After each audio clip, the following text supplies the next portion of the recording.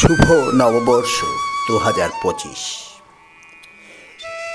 এই নববর্ষের শুভ সকালে একটা নতুন ভিডিও নিয়ে এলাম। আজকের ভিডিও সীতানাথ সাধন আশ্রমের গোপালের বনভোজন। শ্রীভূমি শহর থেকে প্রায় 6-7 কিলোমিটার দূরে এক প্রাকৃতিক অপূর্ব সুন্দর পরিবেশে টিলাভূমির উপর অবস্থিত এই সীতানাথ সাধন আশ্রম, শ্যামাপ্রসাদপুর, শ্রীভূমি। শ্রীকৃষ্ণের অমৃত লীলা পর্বের 31-এ এই শ্রীকৃষ্ণের বনভোজনের কথা সুন্দরভাবে বর্ণন করা আছে। জয় রাধে রাধে।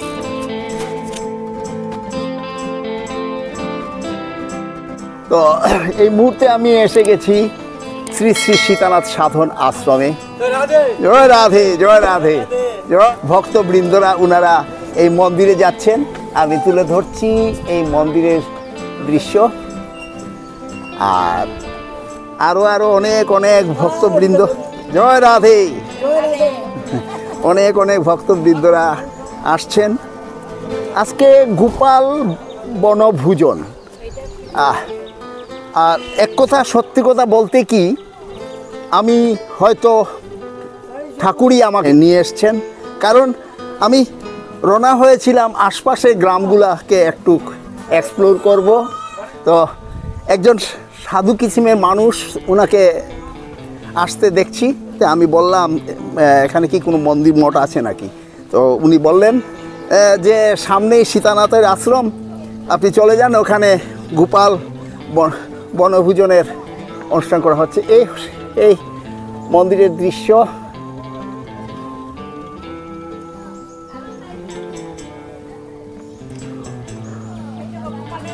এই হলো প্রবেশদ্বার, পিছন দিক থেকে দেখাচ্ছি। আমি ঢুকে পড়েছি অলরেডি, আর এগিয়ে যাচ্ছি সিঁড়ি বেয়ে, একদম রাস্তা মেইন রোড থেকে সিঁড়ি আপ টু মন্দির পর্যন্ত চলে গেছে।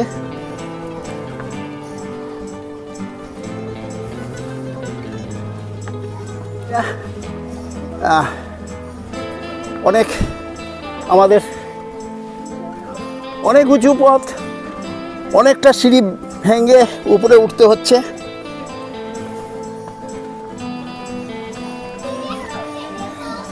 রাধে রাধে, জয় মহাপ্রভু সীতানাথ।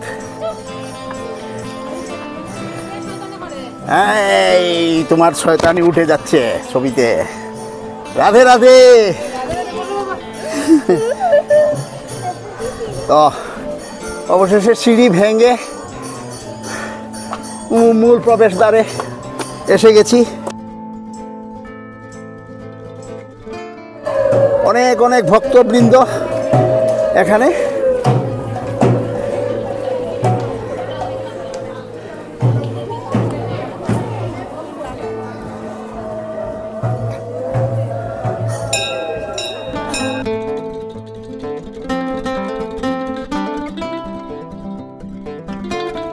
এই মুহূর্তে আমি এসে গেছি যে শ্রী শ্রী সীতানাথ আশ্রমের দিকে, আশ্রমে। আর আশ্রমের মধ্যে যে অনুষ্ঠান চলছে গোপাল বনভোজন, তো এখানে এসে পেয়ে গেছি। আপনার শুভ নামটা? নারায়ণচন্দ্র দাস। আচ্ছা, আপনি কি এই ভক্ত? এই হ্যাঁ, আমি সীতানাথের ভক্ত। আচ্ছা আচ্ছা। তো ওইদিকে কি আছে? ওই দিকটা এদিকে আমাদের একটা সাধন গুহা আছে। সাধন গুহা? হ্যাঁ, সাধন গুহা। আমাদের যে গুরু ভাই বাসুদেব দাস, হ্যাঁ বাসুদেব দাস, হ্যাঁ উনি এই আশ্রমে থাকেন। উনি নিজে ক্রিয়েট করে একটা গর্ত করে ওখানে সাধন করছিল। তারপরে ওনার এই উৎসাহ দেখে আমরা নিজের একটা গুহা তৈরি করে দিয়েছি সাধন করার জন্য। উনি ওই সাধন গুহার দিকে। তো আমি এগিয়ে যাচ্ছি সে গুহার দিকে, যে কেভ, মাটির তৈরি কেভ। তো এই গুহার ভিতরে আমি ঢুকে যাচ্ছি। ঢুকে যাবে তো? আমি ঢুকে পড়ছি এই গুহার ভিতরে। ছোট্ট গুহা, কেভ। বাহ,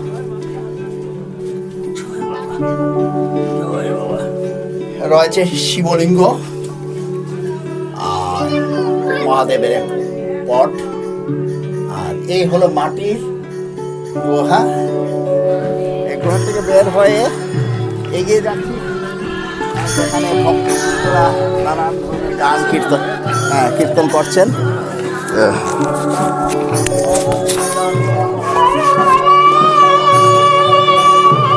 তো এগিয়ে যাই মণ্ডপের দিকে।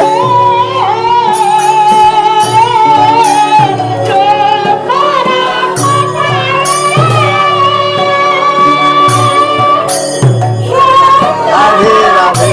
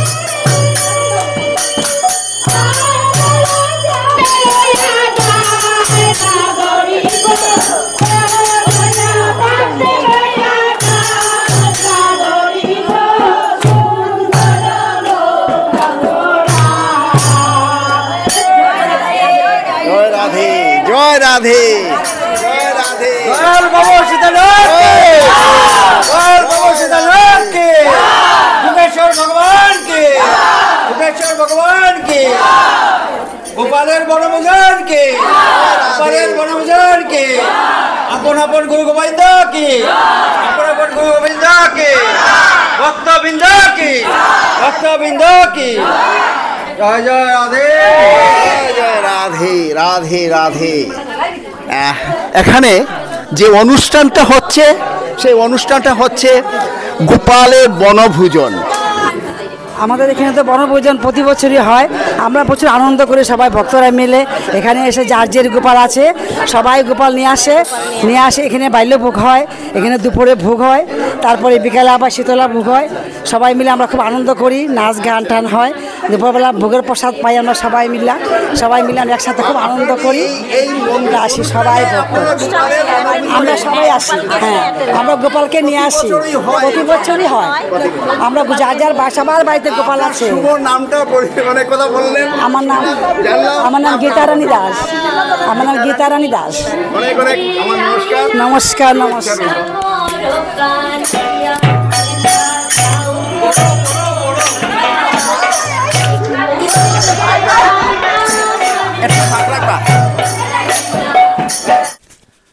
আশ্রমের সাধক বসুদেবজি, তো চলুন ওনার সাথে কিছু আলাপ আলোচনা করে নিই। ইহজগতের যে প্রেম, এটা তো আসলে প্রেম না, এটা স্বার্থ সুখ সম্বন্ধিত। কিন্তু বৃন্দাবনের যে প্রেম সেটা হইল গিয়া নিষ্কাম। ভগবানের যে প্রেম সেইটাই বিগ্রহ রূপ ধারণ করিয়া ভগবানকে আনন্দ দেয়। এটা ভগবানেরই প্রেম, ভগবানেরই অন্তরের যে প্রেম সেটাই সম্পূর্ণ বিগ্রহ আধারণ, প্রেম দিয়ে গড়া। ভগবান তো সচ্চিদানন্দ বিগ্রহ, সচ্চিৎ আনন্দম। সৎ মানে নিত্যস্থিতি, যেটা অবিনশ্বর, যার কোনো বিনাশ নেই।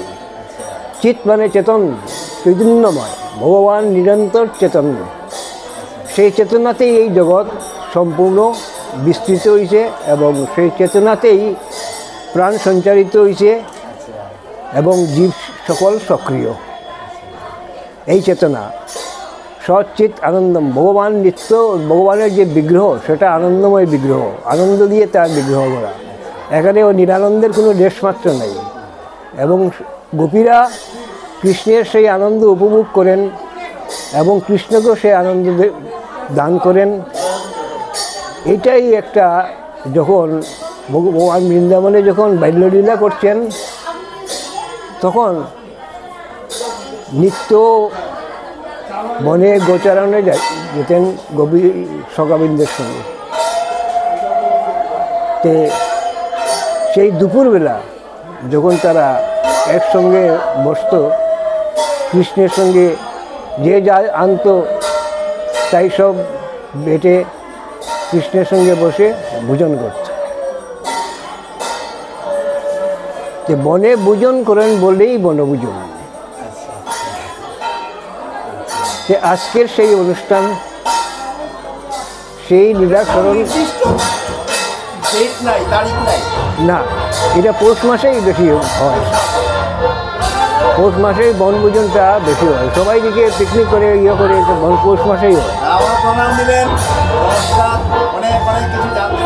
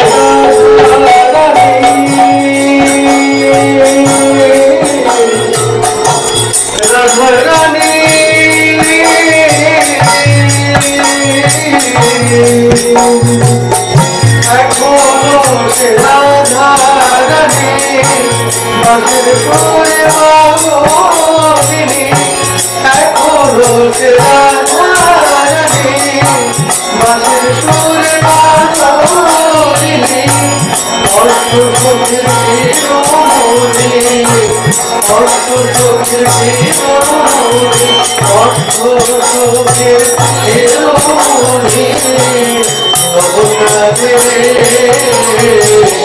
হরে কৃষ্ণ কৃষ্ণ কৃষ্ণ হরে হরে হরে রাম রাম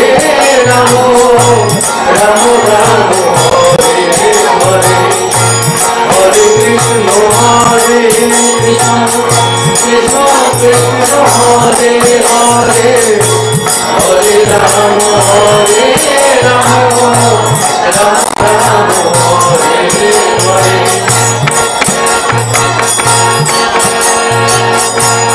আশা ছিল মনে মনে যাবো আমি বৃন্দাবনে আশা ছিল মনে মনে যাবো আমি বৃন্দাবনে।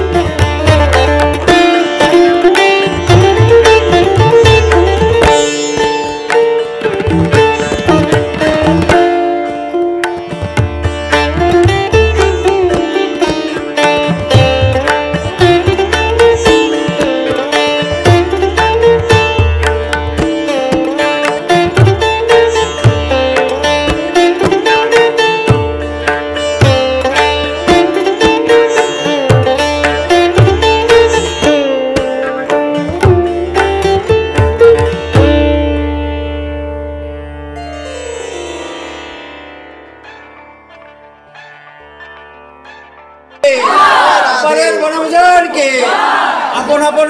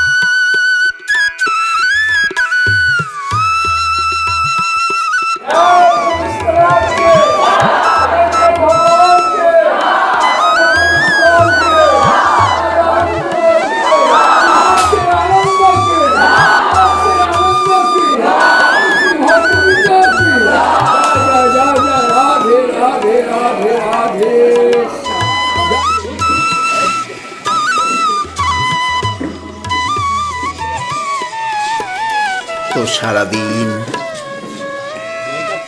এই আশ্রমে অপূর্ব সুন্দর একটা পরিবেশে অপূর্ব সুন্দর এই লীলা খেলা আনন্দে শ্রী গোপালের বনভূজন অনুষ্ঠানে নিজেকে যোগ দিতে পেরে অনেক অনেক আনন্দ অনুভব করে নিলাম।